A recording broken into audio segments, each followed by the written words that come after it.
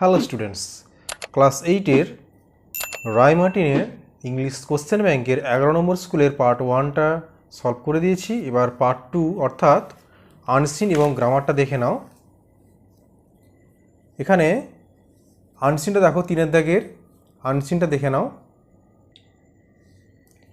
Last month I was in Bhutan where there is a happy synthesis between plant and man.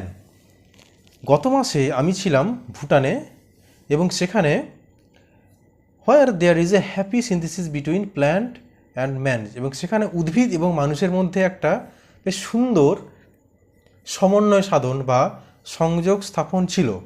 অর্থাৎ প্রকৃতি এবং মানুষের মধ্যে একটা সুন্দর সম্পর্ক ছিল।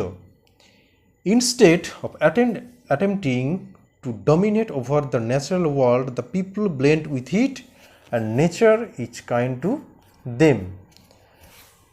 আমরা জানি যে প্রকৃতির উপর মানুষের যে প্রভুত্ব ফলানো বা শাসন করা সেটা আমরা বেশিরভাগ ক্ষেত্রে দেখেছি, কিন্তু ওইখানটায় ভুটানে সেখানে মানুষরা কি না প্রকৃতির উপর কোনো শাসন বা প্রভুত্ব ফলায়নি, বরং সেখানে প্রকৃতি এবং মানুষের মধ্যে একটা সুন্দর সম্পর্ক স্থাপন হয়েছিল এবং প্রকৃতি ছিল মানুষের উপর কাইন্ড অর্থাৎ সদয়। In the valleys, apples and peaches flourish, so do roses and sunflowers. উপত্যকাগুলোতে আপেল এবং পিচ তারা প্রস্ফুটিত হয়েছিল এবং সাথে গোলাপ এবং সূর্যমুখী ফুল তারা সবাই প্রস্ফুটিত হয়েছিল।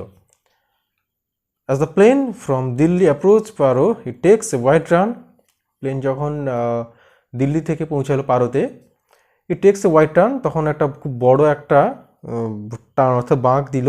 এ winding motor road takes you to the capital Thimphu, এবং তারপর কি করছে না রাস্তা তোমায় কোথায় নিয়ে যাচ্ছে? থিম্পুতে। The raven is the national bird of Bhutan. দাঁড়কাক, র্যাভেন কথার অর্থ দাঁড়কাক হচ্ছে ভুটানের জাতীয় পাখি। But I see pigeons everywhere, কিন্তু আমি সব জায়গাতে গেছিলাম পায়রাদের। Bathing in the fountain outside the hotel, পায়রাগুলো কী করছিল? হোটেলের সামনে যে ঝর্ণা অর্থাৎ ফোয়ারা, তো সেখানে স্নান করছিল। Mingling with the visitors outside A Buddhist temple, এবং কি দেখা যাচ্ছিল না বৌদ্ধ মন্দিরের বাইরে যেন তারা দর্শনার্থীদের সাথে যারা যেন মিলেমিশে গেছে পায়রাগুলি। Cooing in the caves of an old monastery, এবং পুরনো একটা সন্ন্যাসীদের আশ্রম বা এখানে মনাস্ট্রি কথা অর্থ হচ্ছে পুরনো আশ্রম বা মঠ, সেখানে কী করছিল পায়রাগুলো ডাকছিল। দেয়ার আর মোর পিজন্স দেন পিপুল, সেখানে মানুষের থেকে যেন পায়রার সংখ্যাটাই বেশি ছিল। The Bhutanese take pride in the cleanliness of their roads and public places and the neatness of their shop front and houses. ভুটানিস্টরা তাদের যে দেশটা তাদের পরিষ্কার পরিচ্ছন্ন যেন তারা নিজেদেরকে গর্বিত বোধ করে। You do not see any litter lying around, তুমি কখনো কোথাও কোনো দিকে তুমি মানে এখানে অ্যাকচুয়ালি লিটার কথার অর্থ হচ্ছে কোনো খড় ছড়ানো ছিটানো বা কোনো জিনিস ছড়িয়ে ছিটিয়ে থাকা যে ব্যাপারটা, সেটা তুমি কখনো দেখতে পারো না। সব কিছু সুন্দর পরিষ্কার গোছানো। And no sooner was I back on the outskirts of Dehradun there was greeted by mountains of garbage. যখনই আমি দেহরাদুনের কাছাকাছি অর্থাৎ দেহরাদুন বাইরে চলে গেলাম, আউটস্কিট অর্থাৎ দেহরাদুনের বাইরে, এখানে আউটস্কিট কথার অর্থ হচ্ছে যে গ্রামের শেষ প্রান্ত।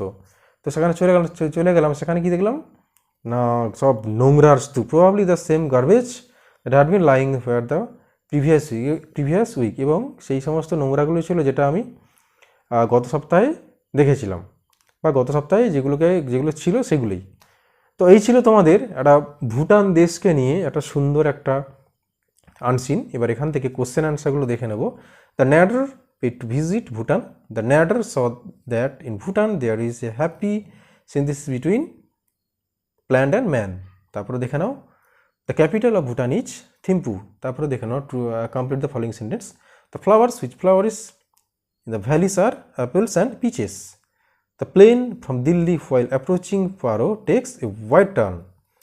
As the narrator went back to of the outskirts, he was greeted by mountains of garbage. তারপরে শের দাগে দেখে নাও, what is the national bird of Bhutan? The raven is the national bird of Bhutan. where did the author find the pigeons in Bhutan? Bathing in the fountain.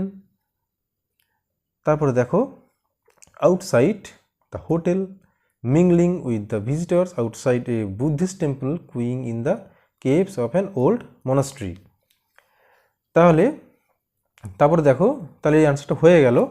এখানে বলা আছে where did the author find the pigeons in Bhutan, মানে লেখক কোথায় হচ্ছে পায়রাদের দেখতে পেয়েছিল। তারপর দেখো what does the Bhutanese take pride in, ভুটানিসরা কোন বিষয়টাকে নিয়ে গর্বিত বোধ করে। The Bhutanese takes pride in the cleanness of their roads and public places and the neatness of their shops, fronts and houses. তারপরে দেখে নেব গ্রামারগুলো। fill in the blanks with article and prepositions. The incident took place in Bomotara, a village in Bemetara district in Chhattisgarh. তারপরে দেখো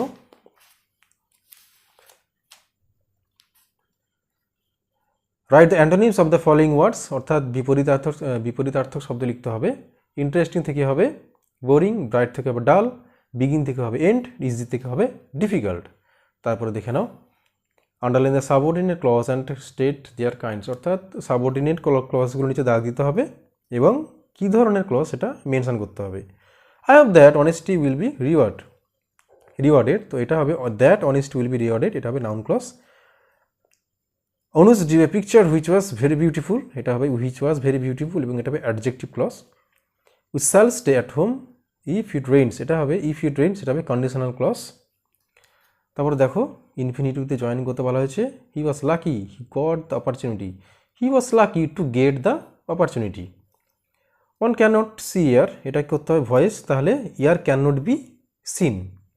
তারপরে দেখে নাও the teacher said to Ronit I am very busy now, এটাকে narration করতে হবে। The teacher told Ronny that he was very busy then, now থেকে হবে দেন। তারপরে দেখে নাও he was a famous man his fame spread throughout the world, এটা হবে join into a single sentence.